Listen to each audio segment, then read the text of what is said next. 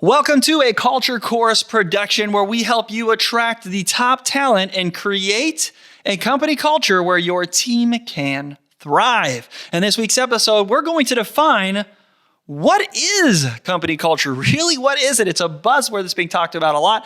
It's basically what this production, all this whole show is about. It's what culturecourse.com, what that is all about, teaches people about that. So what is company culture? Well, ERC defines it in this way. Culture is the character and personality of your organization. It's what makes your organization unique and is the sum of its values. The sum of its values, traditions, beliefs, interactions, behaviors, and attitudes.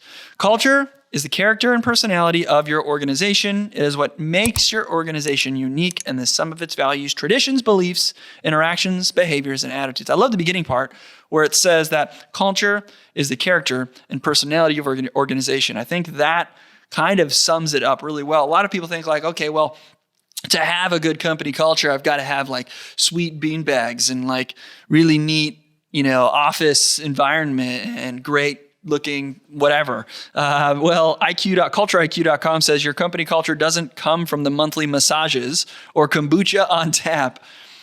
It comes from conscious decisions based on your willingness to listen. Man, that's a big deal.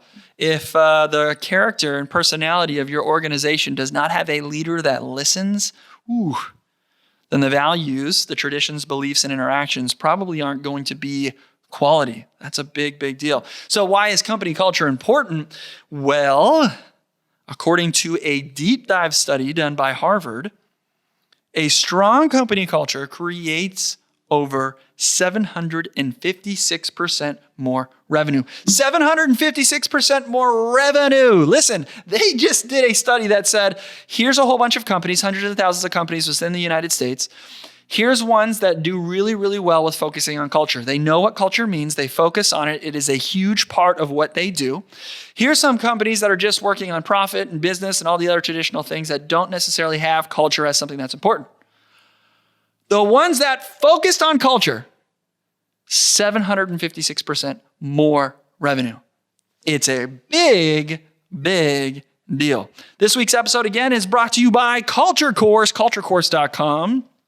And student of Culture Course is Joe Klein at Access Culture Group. Joe, he creates all kinds of different media and different things for people, lots of graphics, websites, different stuff like that. They even think culture is so important that they added these leadership meetings to some people that are a part of their team, and they're talking to them about their company culture. It's a big deal, and he really values that. So he's somebody that's genuinely appreciated the course, Culture Course. Joe, thanks for being an awesome friend. Thanks for going through Culture Course, and I am pumped to see your company grow of Access Culture Group.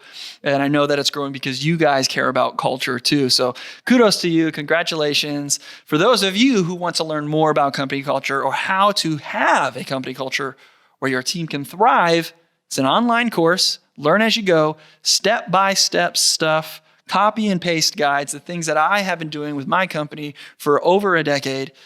Culturecourse.com, check it out. Okay, so here's the rebuttal. You guys might say or be asking as you're listening, well, Grant, I've got core values, I've got a mission statement, but I still feel like my company culture is bad. Well, here's the reason why it's probably bad. Your mission statement, your vision, your core values, all that stuff, it's probably like this biblical length document that isn't simple, isn't easy to understand, and isn't repeatable. Test real quick. Can you repeat right now your mission statement and your core values? Right now, go. If you struggled after I snapped, that's proof that it's not simple, that it's not repeatable. Now, here's the real test. How many of your employees, if you went right up to them, literally hit pause right now, go up to one of your employees and say, hey, what's our core values? And see who can respond quickly with it.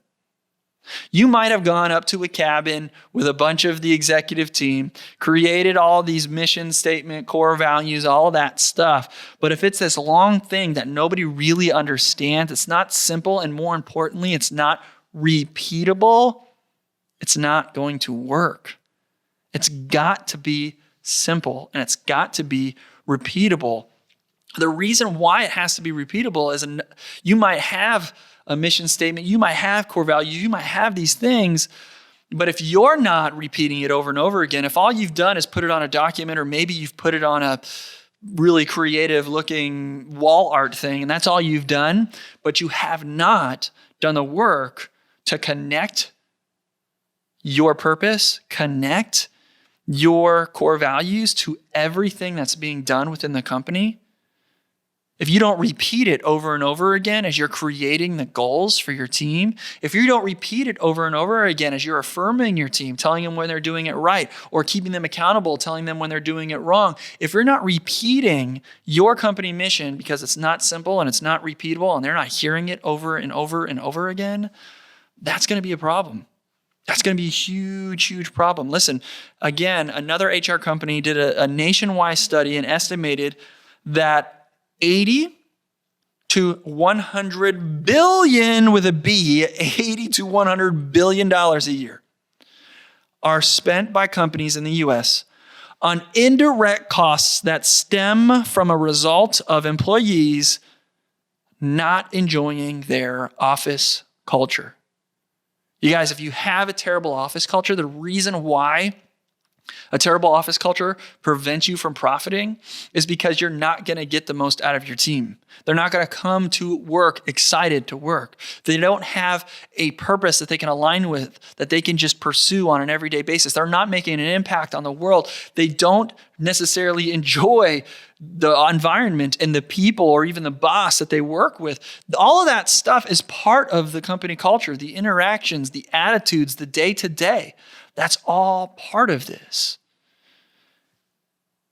80 to 100 billion dollars a year are spent by companies in the US. Guys, there are companies that are out there doing it right, that focus on company culture, and those ones are the 756% more profitable. All right, so here's your call to action. Create simple core values that are repeatable. Simple and repeatable. Simple and repeatable. Purpose statement at Stewardship, we love people through finances. And we say it over and over again. Everything that we do, we point to that.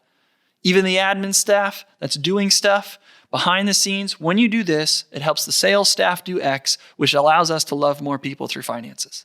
We point everything to it. Simple, repeatable. And then our core values, transparent, innovation, humility, love. 4 words. Done. We don't have to have a Declaration of Independence with thousands of signatures on it, okay? We just simple one-word stuff that repeat over and over again. Hey, you did a great job. That was humble. Hey, you did a great job. That was innovative. Hey, thanks for being loving. Those things when we affirm our team. Make a purpose and core values that are simple and repeatable. And that will help you create a much better company culture so that you can start profiting like these other folks. We will see you guys next week.